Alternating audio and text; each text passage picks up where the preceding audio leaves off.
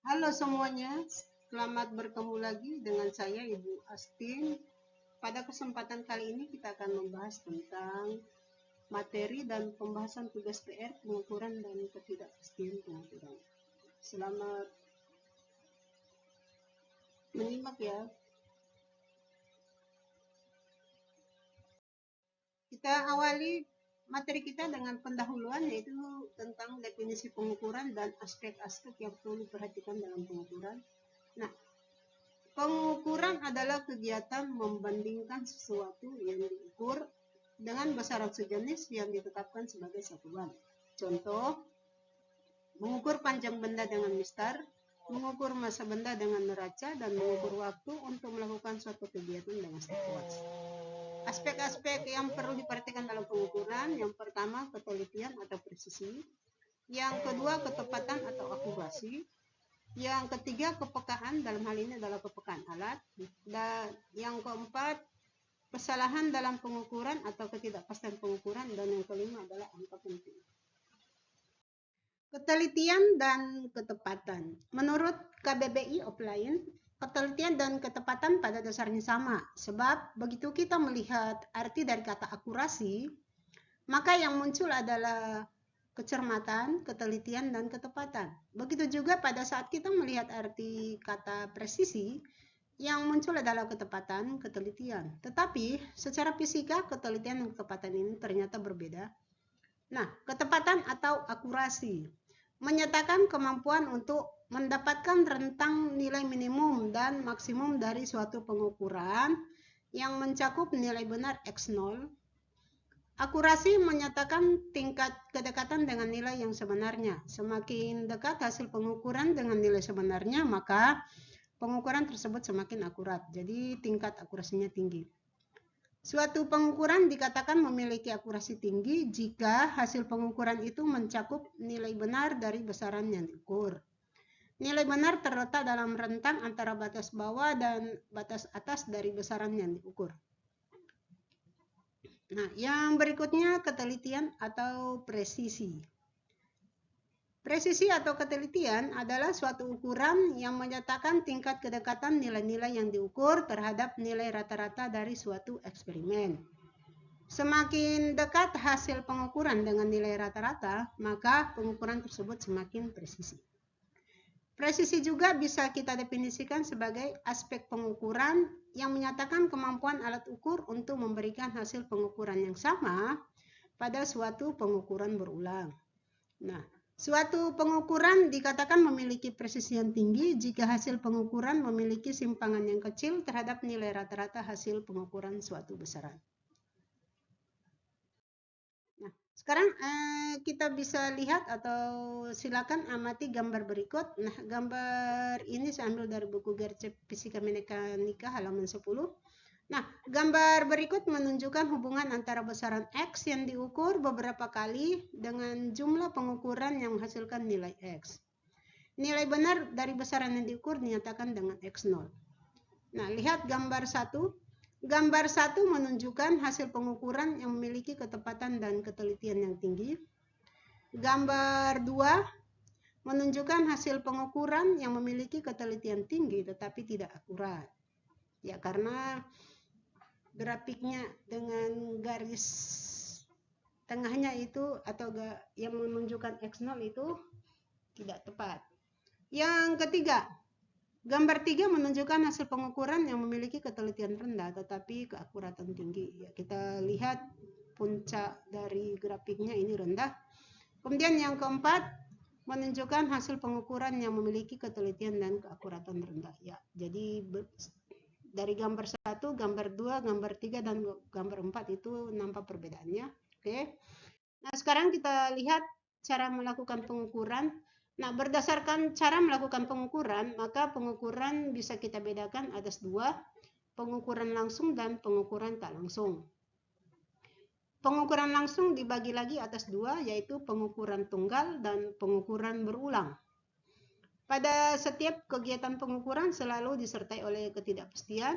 Sumber ketidakpastian ini bisa berasal dari lingkungan tempat mengukur, alat ukur yang kita gunakan, maupun dari orang yang melakukan pengukuran.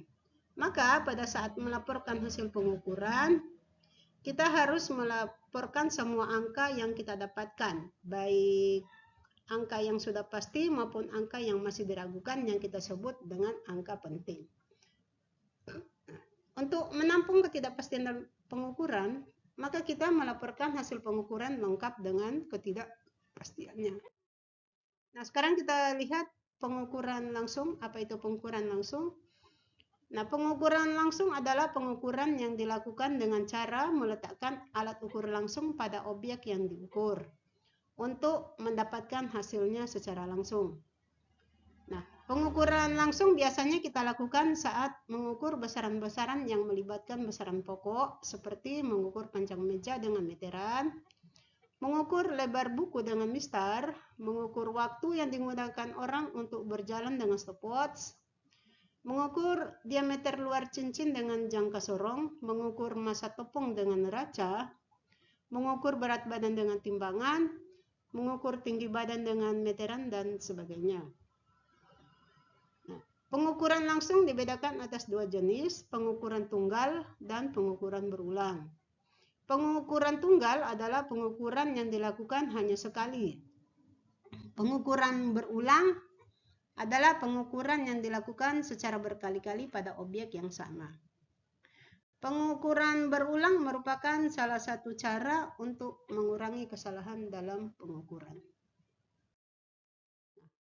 Sekarang kita lihat pengukuran tunggal. Cara melaporkan hasil pengukuran tunggal yaitu X sama dengan X ditambah kurang delta X, di mana X ini adalah hasil pengukuran, delta X-nya adalah ketidakpastian pengukuran. Delta X itu sama dengan setengah NST. NST ini adalah nilai skala terkecil. Nah, catatan untuk diperhatikan pada alat ukur yang dilengkapi dengan nonius seperti jangka sorong dan mikrometer, ketidakpastian pengukuran tunggal sama dengan NST. Nah, ini bisa dibaca buku IPA Kemdikbud halaman 9. Oke. Nah, sekarang kita lihat cara menentukan NST alat ukur. Ini contoh dari cara menentukan NST timbangan. Nah, lihat ini ada gambar timbangan yang saya ambil dari iklan dari Galeri Medica. Jadi amati gambar timbangan di samping, lihat angka timbangan dari 60 sampai 70. Angka timbangan dari 60 sampai 70 ini dibagi menjadi 10 skala. Maka satu skala sama dengan 70 kurang 60 dibagi 10 sama dengan 10 bagi 10 sama dengan 1 kg. Jadi NST timbangan sama dengan 1 kg.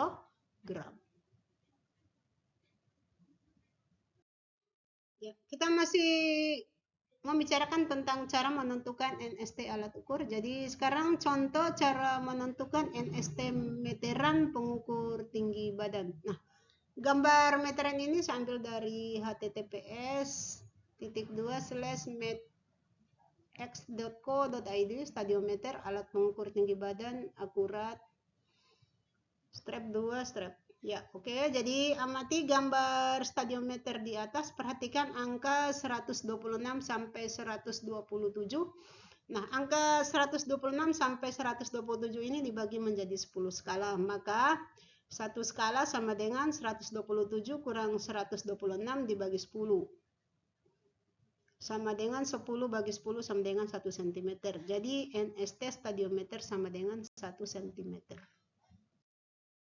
Nah, sekarang kita lihat ke pengukuran berulang. Nah, cara melaporkan hasil pengukuran berulang, X sama dengan X bar plus minus delta X, atau X sama dengan X bar plus minus SX, di mana X bar sama dengan nilai rata-rata dari hasil pengukuran, delta X itu sama dengan SX, sama dengan ketidakpastian pengukuran, itu sama dengan simpangan baku atau sama dengan standar deviasi. Delta X sama dengan SX sama dengan 1/N dikali dengan akar N kali sigma XI kuadrat dikurang sigma XI dikuadratkan dibagi N kurang 1. Dengan N sama dengan banyaknya data, XI sama dengan data ke I, XI kuadrat data ke I dikuadratkan, sigma XI kuadrat sama dengan penjumlahan seluruh kuadrat data ke I. Sigma XI sama dengan penjumlahan seluruh data ke I. Ketidakpastian relatif dari pengukuran berulang itu dirumuskan dengan delta X per X dikali 100%. Nah, untuk aturan pengolahan data, pengukuran berulang atau jumlah angka penting ini berdasarkan ketidakpastian relatif. Jadi jika ketidakpastian relatifnya 0,1%, maka jumlah angka pentingnya sama dengan 4. Kemudian untuk ketidakpastian relatif 1%, jumlah angka pentingnya sama 3. Kemudian untuk ketidakpastian relatif 10%, jumlah angka penting 2. Nah, sekarang kita lihat ke pengukuran tak langsung. Pengukuran tidak langsung adalah pengukuran yang melibatkan pengukuran besaran turunan seperti pengukuran volume, massa jenis, dan sebagainya. Sebagai contoh, jika kita ingin mengetahui volume suatu kaleng minuman soda, maka kita harus mengukur diameter kaleng dengan jangka sorong atau mistar dan mengukur panjangnya juga dengan jangka sorong. Ya, dengan catatan jika jangka sorongnya masih muat ya. Atau kita bisa mengukurnya dengan mistar. Setelah itu kita harus menghitung luas permukaannya menggunakan rumus luas lingkaran A sama dengan 1/4 pi d kuadrat. Baru setelah itu kita bisa menghitung volumenya menggunakan rumus volume sama dengan luas alas kali tinggi. Nah, contoh lainnya dari pengukuran tidak langsung adalah pengukuran massa jenis gula pasir. Untuk mengetahui massa jenis gula pasir, kita ukur atau timbang masanya dengan timbangan dan kita ukur volumenya menggunakan gelas ukur. Setelah mendapatkan hasil pengukuran massa dan volume, kita hitung massa jenis gula pasir menggunakan rumus massa jenis sama dengan massa dibagi volume. Ketidakpastian pengukuran tak langsung. Nah, ketidakpastian besaran pada pengukuran tidak langsung dibagi atas 3. Nah, ini berdasarkan buku Gercep Fisika Mekanika halaman 7-9. Yang pertama, semua ketidakpastian berasal dari skala terkecil alat ukur untuk pengukuran tunggal. Kemudian ketentuan yang kedua itu untuk semua ketidakpastian berasal dari simpangan baku atau standar deviasi nilai rata-rata sampel atau pengukuran berulang. Dan yang ketiga, sebagian ketidakpastian berasal dari skala terkecil dan sebagian lagi berasal dari simpangan baku nilai rata-rata sampel. Jadi campuran dari pengukuran tunggal dan pengukuran berulang. Ya, kita lihat satu persatu. Yang pertama, semua ketidakpastian berasal dari skala terkecil alat ukur. Atau ini khusus untuk pengukuran tunggal. Nah, yang pertama, jika suatu besaran dirumuskan dengan Z sama dengan X tambah Y, maka ketidakpastian pengukurannya adalah delta Z tambah harga mutlak dari delta X ditambah harga mutlak dari delta Y. Yang kedua, jika suatu besaran dirumuskan dengan Z sama dengan X kurang Y, maka ketidakpastian pengukuran delta Z sama dengan harga mutlak dari delta X ditambah delta Y. Yang ketiga, jika suatu besaran dirumuskan dengan Z sama dengan X kali Y, maka ketidakpastian pengukuran delta Z per Z sama dengan harga mutlak dari delta X per X ditambah harga mutlak dari delta Y per Y. Yang keempatnya, jika suatu besaran dirumuskan dengan Z sama dengan A kali X pangkat M dikali Y pangkat N, maka ketidakpastian pengukuran delta Z per Z sama dengan harga mutlak dari M dikali dengan harga mutlak dari delta X per X ditambah harga mutlak dari N dikali harga mutlak dari delta Y per Y. Nah, sekarang yang kedua, semua ketidakpastian berasal dari simpangan baku atau standar deviasi nilai rata-rata sampel. Ya, ini untuk pengukuran berulang. Jika suatu besaran dirumuskan dengan Z sama dengan A kali X pangkat M kali Y pangkat N, dengan X sama dengan X bar ditambah SX, dan Y sama dengan Y bar tambah SY, maka ketidakpastian pengukuran delta Z per Z sama dengan akar dari M dikali Sx per X bar dikuadratkan ditambah N kali Sy per Y bar dikuadratkan. Nah, yang ketiga, sebagian ketidakpastian berasal dari skala terkecil dan sebagian lagi berasal dari simpangan baku nilai rata-rata sampel, atau ini merupakan campuran pengukuran tunggal dan berulang. Jika suatu besaran dirumuskan dengan Z sama dengan A kali X pangkat M dikali Y pangkat N, dengan delta X berasal dari skala terkecil, sedangkan delta Y sama dengan Sy. Maka ketidakpastian pengukuran delta Z per Z sama dengan akar dari M dikali 2/3 delta X per X dikuadratkan tambah N kali Sy per Y bar dikuadratkan. Sekarang kita lihat dulu contoh pengolahan data hasil pengukuran berulang. Nah, untuk contoh ini saya ambil dari buku IPA Kemdikbudristek 2021 halaman 16 sampai 18. 5 orang siswa mengukur diameter sebuah tutup botol menggunakan jangka sorong secara bergantian. Masing-masing siswa mendapatkan kesempatan 1 kali mengukur, sehingga didapatkan tabel hasil pengukuran sebagai berikut. Percobaan pertama, kemudian nama siswa yang mengukur diameter tutup botol. Percobaan yang pertama yang mengukur adalah Andi. Diameter tutup botolnya itu hasilnya adalah 3,12 cm. Kemudian percobaan kedua Bernadette mendapatkan diameter tutup botol 3,14 cm. Percobaan ketiga Nisa mendapatkan diameter tutup botol 3,15 cm. Percobaan 4 Neneng mendapatkan diameter tutup botol 3,11 cm dan percobaan yang kelima Togar mendapatkan diameter tutup botol 3,14 cm. Mereka diminta untuk menentukan luas permukaan tutup botol beserta nilai ketidakpastiannya. Nah, berikut ini tabel pengolahan datanya. Jadi ini ya, silakan dibaca saja dan dilihat saja. Nah, di sini dituliskan diketahui jumlah datanya N sama dengan 5, kemudian X ini adalah sigma A dikuadratkan. Ini mendapatkan hasil 1482,25 cm pangkat 4. Kemudian Y ini adalah sigma A kuadrat, mendapatkan hasil 296,5 cm pangkat 4. Nah, jadi yang pertama ditentukan itu adalah nilai rata-rata atau nilai rata luas permukaan tutup botol menggunakan rumus A bar sama dengan sigma A per N. Kita dapatkan hasilnya 38,5 dibagi 5 sama dengan 7,70 cm persegi. Nah, kemudian yang berikutnya yang ditentukan itu adalah nilai ketidakpastian pengukuran luas dari tutup botol menggunakan rumus delta A sama dengan 1/N akar N dikali sigma A kuadrat kurang sigma A dikuadratkan dibagi N kurang 1. Ini mendapatkan hasil 1/N sama dengan akar 5Y kurang X dibagi N kurang 1.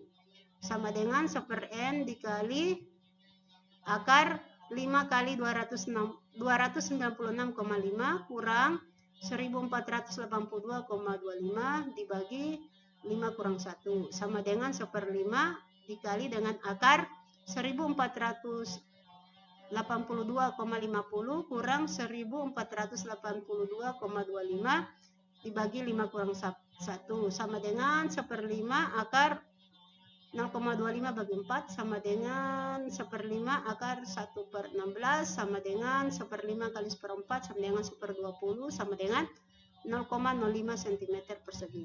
Jadi nilai ketidakpastian pengukuran luas dari tutup botol adalah 0,05 cm persegi. Kemudian nilai ketidakpastian relatif sama dengan delta A dibagi A dikali 100% itu mendapatkan hasilnya 0,05 bagi 7,70 kali 100% itu sama dengan 0,65%. Nah, persentase kesalahan relatif bernilai 0,65% atau nilainya kurang dari 1%. Sehingga jumlah angka hasil pengolahan data atau jumlah angka penting adalah 3 angka penting. Ya, ini untuk A. Hanya ada 3 angka penting. Maka luas permukaan tutup botol A sama dengan 7,70 plus minus 0,05 cm persegi. Ya, jadi angka 7,70 ini kan 3 angka penting, oke? Kemudian 0,05 ini adalah delta-nya. Sekarang kita bagian yang kedua, kita tiba ke soal dan pembahasan PR. Ya, silakan disimak baik-baik ya. Jadi soal PR-nya itu mulai nomor 11 sampai nomor 24 atau halaman 22 sampai 25 pada buku Gercep Fisika Mekanika. Nah, kemudian untuk pembahasannya juga saya ambil dari buku ini karena buku Gercep Fisika Mekanika ini sudah komplit.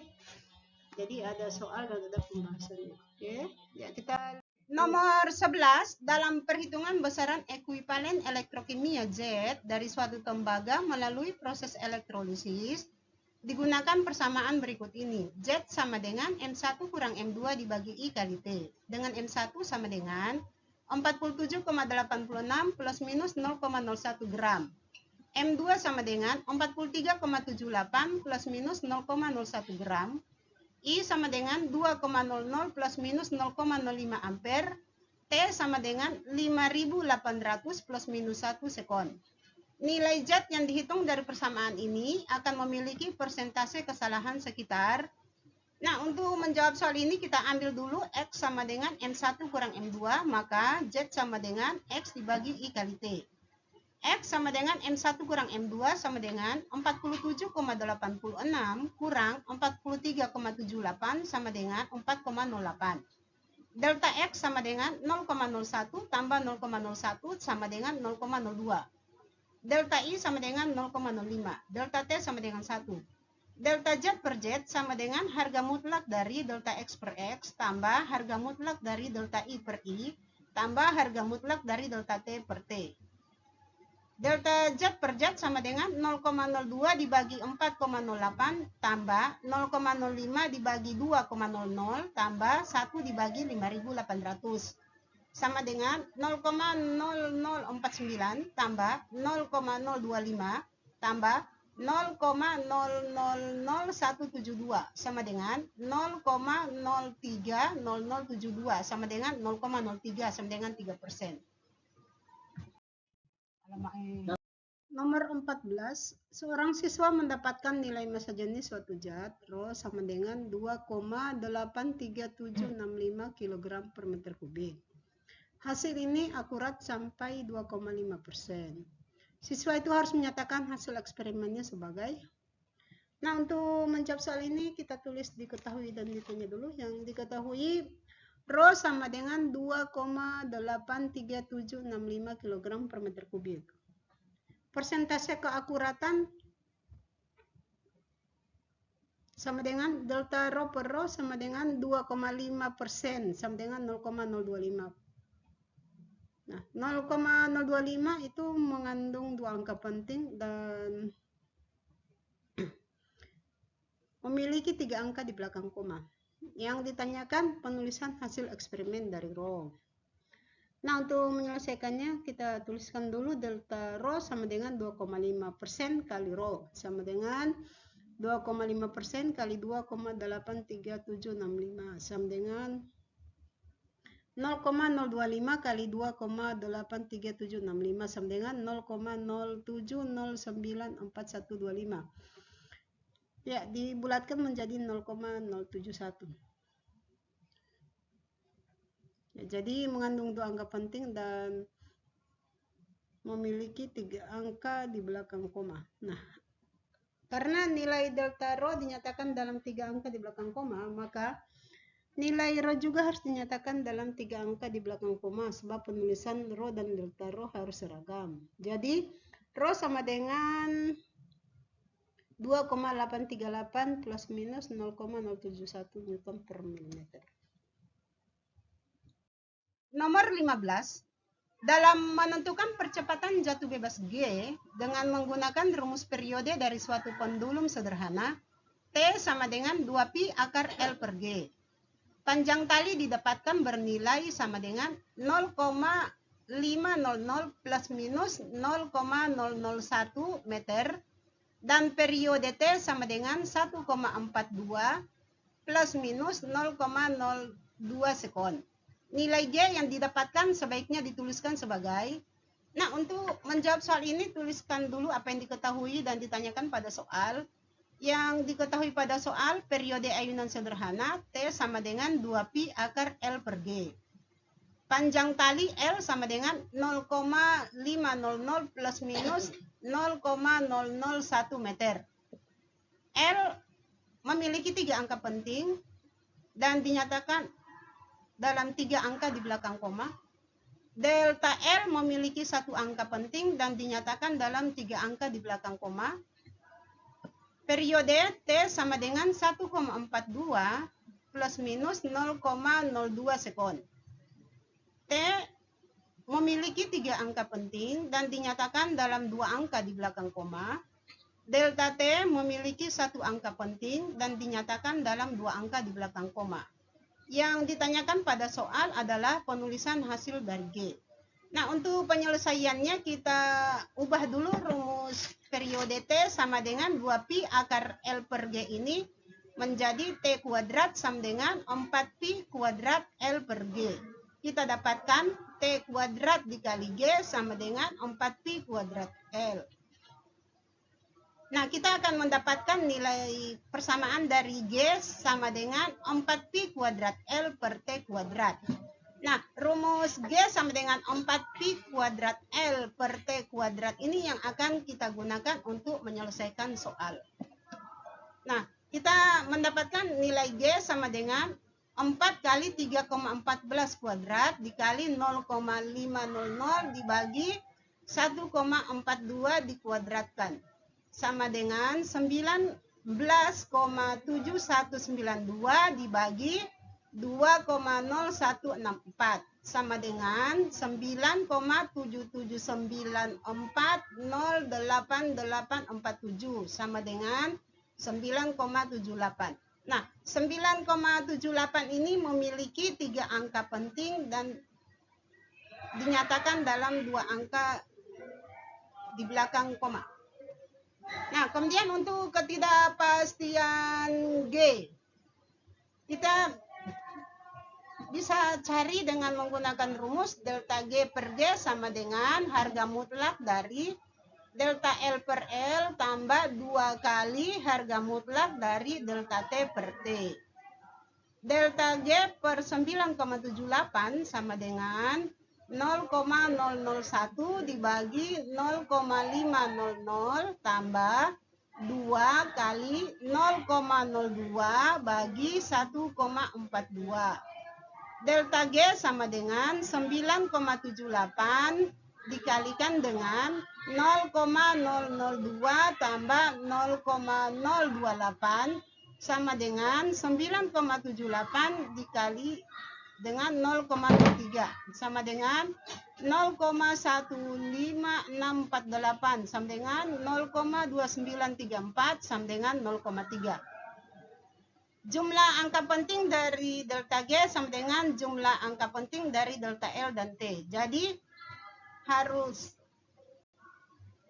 penulisan dari hasil dari G harus dituliskan sebagai G sama dengan 9,8 plus minus 0,3 meter per sekon kuadrat. Nomor 16. Pada pengukuran panjang dari seutas tali menggunakan meteran diperoleh panjang tali tersebut adalah setengah meter. Jika ketidakpastian panjang 1 mm, maka ketidakpastian fraksional dari L pangkat 2 adalah L menyatakan panjang tali. Nah, yang diketahui pada soal panjang tali L sama dengan setengah meter, delta L-nya sama dengan 1 mm. Sama dengan 0,001 meter. Ditanyakan ketidakpastian fraksional dari L pangkat 2. Ketidakpastian fraksional ini sama saja dengan ketidakpastian relatif. Jadi rumusnya Ketidakpastian fraksional sama dengan ketidakpastian dibagi nilai yang terukur. Jadi misalnya X sama dengan L pangkat 2. Maka delta X per X sama dengan 2 kali delta L per L. Delta X per X sama dengan 0,004. Nah, jadi ketidakpastian fraksional dari L pangkat 2 adalah 0,004.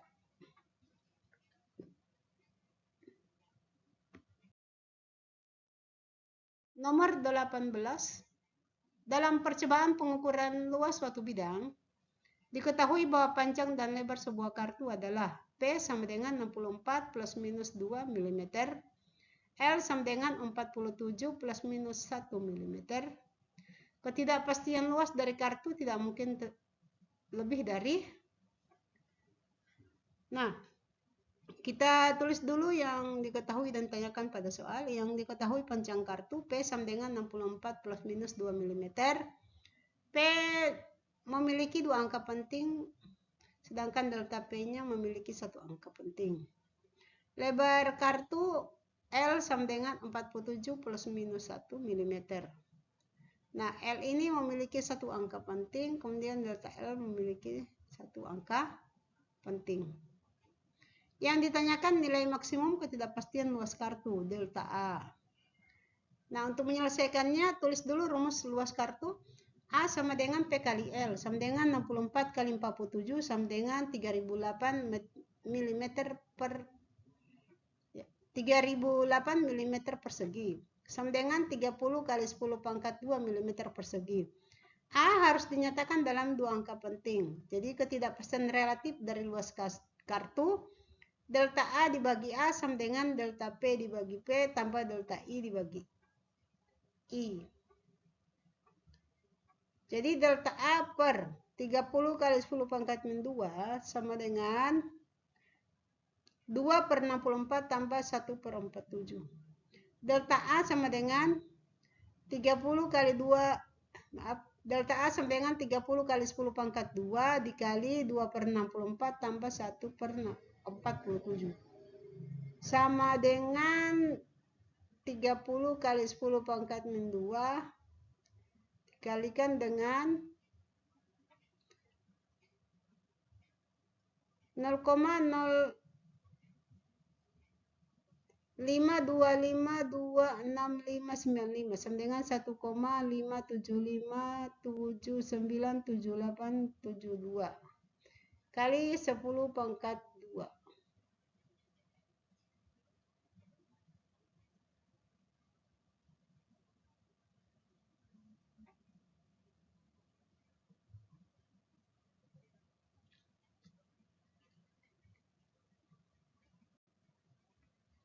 Nomor 19, jari-jari suatu bola pejol homogen adalah R sama dengan 7,50 plus minus 0,03 cm dan masanya dapat dituliskan sebagai M sama dengan 1,65 plus minus 0,02 kg. Massa jenis bola dalam kilogram per meter kubik beserta ketidakpastiannya dapat dituliskan sebagai. Nah, untuk menjawab soal ini kita tulis dulu apa yang diketahui dan ditanyakan pada soal.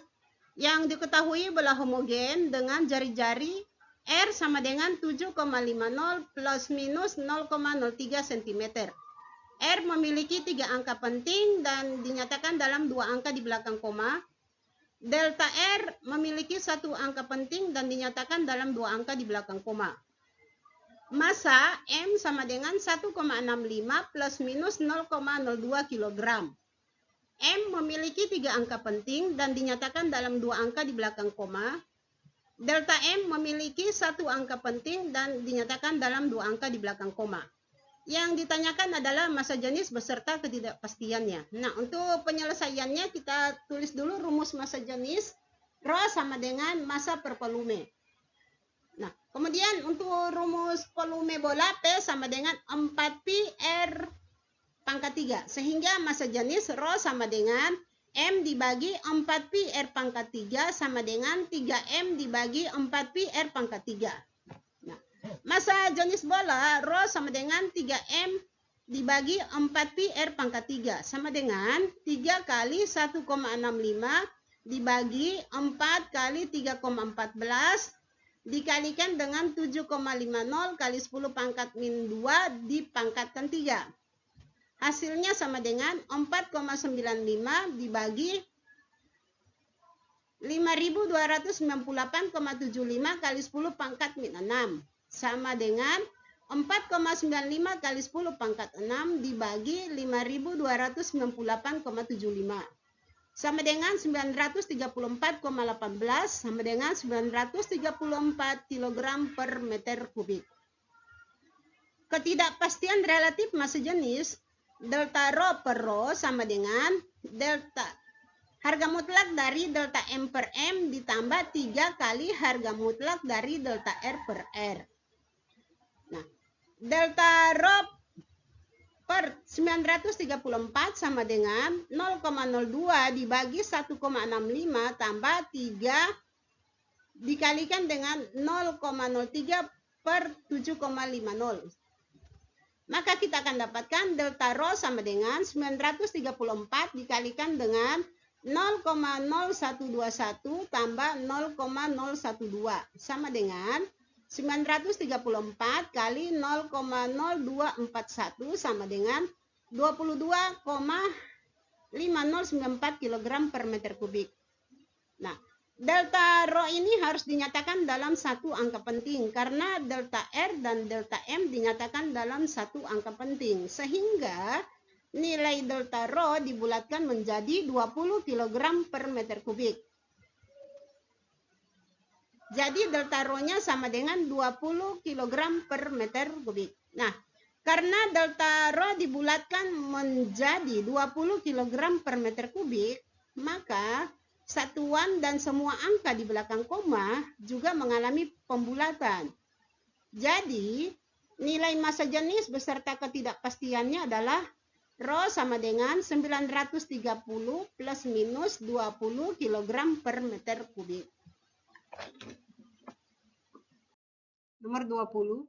Periode gerak T dari sebuah beban bermassa M yang tergantung pada suatu pegas dan bergerak harmonik sederhana dapat dirumuskan sebagai T sama dengan 2pi akar M per K. Dalam suatu percobaan fisika, seorang siswa hendak menentukan nilai K dalam kurung tetapan gaya dari pegas. Dengan rumus itu, kesalahan fraksional dari pengukuran T adalah A dan dari pengukuran M adalah B. Kesalahan fraksional dari perhitungan K adalah, nah, yang diketahui pada soal ini persamaan periode non pegas T sama dengan 2pi akar M per K. Bentuk persamaannya bisa kita ubah menjadi T kuadrat sama dengan 4pi kuadrat M per K. Atau T kuadrat K sama dengan 4pi kuadrat M. Ya, atau K sama dengan T kuadrat per 4pi kuadrat M. Kesalahan fraksional pengukuran T, delta T per T sama dengan A. Kesalahan fraksional pengukuran M, delta M per M sama dengan B. Yang ditanyakan kesalahan fraksional dari pengukuran K, delta K per K. Nah, untuk penyelesaiannya kita tulis dulu K sama dengan T kuadrat per 4pi kuadrat M. Nah, delta K per K sama dengan 2 dikali delta T per T tambah delta M per M. Jadi delta K per K sama dengan 2A tambah B. Jadi kesalahan fraksional dari penghitungan K adalah 2A tambah B. Nomor 21, suatu besaran yang diukur beberapa kali dan jumlah N pengukuran yang memberikan nilai Y dipulut terhadap Y. Nilai benar dari besaran Y adalah Y0. Di antara grafik-grafik berikut ini yang paling tepat menggambarkan sebuah pengukuran yang akurat tetapi rendah presisinya adalah. Nah, kita ingat dulu apa itu pengertian akurasi dan presisi. Nah, untuk akurasi ini menyatakan kemampuan untuk mendapatkan rentang nilai minimum dan maksimum dari suatu pengukuran yang mencakup nilai benar X0. Akurasi menyatakan tingkat kedekatan dengan nilai yang sebenarnya. Semakin dekat hasil pengukuran dengan nilai sebenarnya, maka pengukuran tersebut semakin akurat atau tingkat akurasinya tinggi. Nah, suatu pengukuran dikatakan memiliki akurasi tinggi jika hasil pengukuran itu mencakup nilai benar dari besaran yang diukur. Nilai benar terletak dalam rentang antara batas bawah dan batas atas dari besaran yang diukur. Nah, presisi adalah suatu ukuran yang menyatakan tingkat kedekatan nilai-nilai yang diukur terhadap nilai rata-rata dari suatu eksperimen. Semakin dekat hasil pengukuran dengan nilai rata-rata, maka pengukuran tersebut semakin presisi. Presisi juga bisa kita definisikan sebagai aspek pengukuran yang menyatakan kemampuan alat ukur untuk memberikan hasil pengukuran yang sama pada suatu pengukuran berulang. Suatu pengukuran dikatakan memiliki presisi yang tinggi jika hasil pengukuran memiliki simpangan yang kecil terhadap nilai rata-rata hasil pengukuran suatu besaran.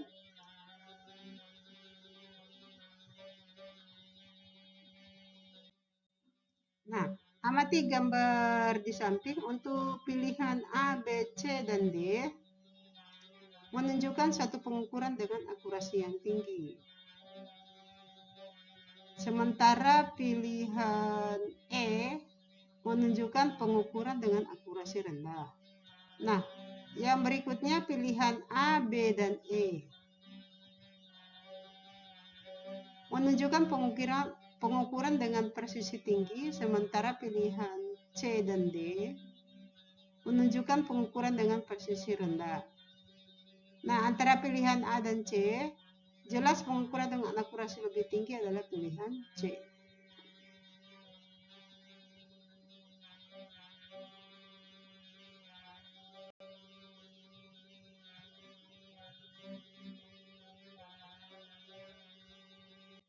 Sekarang kita lihat nomor 22.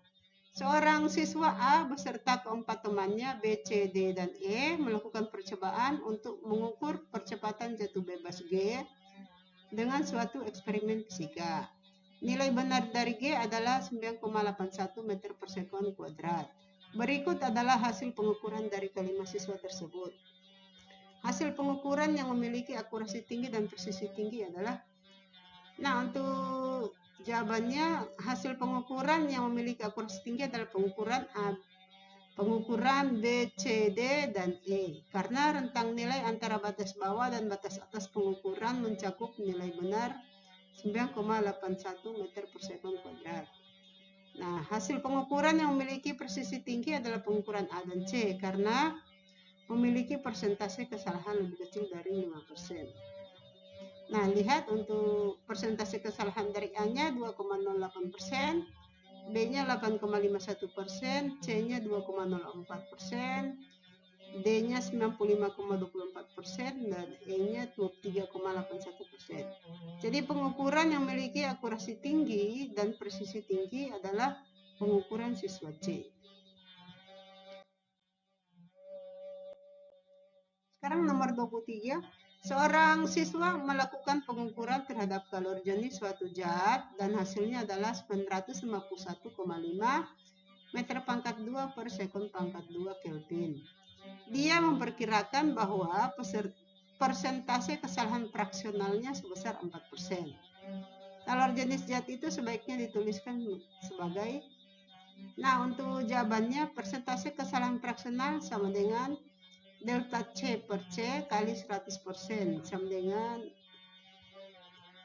nah, 4% sama dengan delta C per 951,5 kali 100%. Maka delta C-nya 4 kali 951,5 bagi 100 sama dengan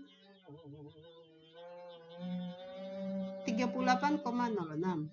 Nah, kesalahan fraksional 4% sama dengan 0,04. Ini memiliki satu angka penting, maka delta C harus dinyatakan dalam satu angka penting. Jadi delta C-nya sama dengan 40. Nah, karena delta C merupakan bilangan bulat, maka nilai kalori jenis C juga harus dinyatakan dalam bilangan bulat.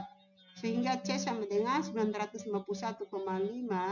meter pangkat 2 per sekon pangkat 2 Kelvin dibulatkan menjadi 950 meter pangkat 2 per sekon pangkat 2 Kelvin. Jadi C sama dengan 950 plus minus 40 meter pangkat 2 per sekon pangkat 2 Kelvin. Nomor terakhir, nomor 24.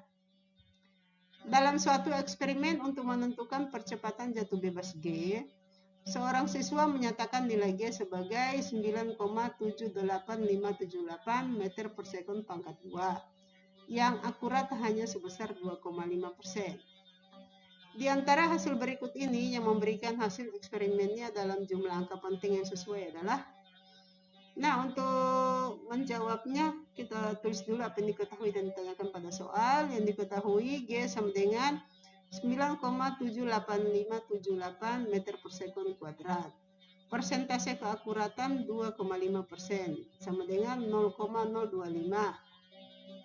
Nah, berarti memiliki dua angka penting. Ditanyakan hasil eksperimennya dalam jumlah angka penting yang sesuai. Nah, untuk penyelesaiannya kita tulis dulu rumus persentase keakuratan delta G per G itu sama dengan 2,5%. Jadi delta G sama dengan 2,5% dikali G, berarti sama dengan 0,025 kali 9,78578 sama dengan 0,244645 sama dengan 0,24. Nah, 0,24 ini memiliki dua angka penting dan dinyatakan dalam dua angka di belakang koma. Jadi G juga harus dinyatakan dalam dua angka di belakang koma sehingga G sama dengan 9,79 plus minus 0,24 meter per sekon pangkat 2.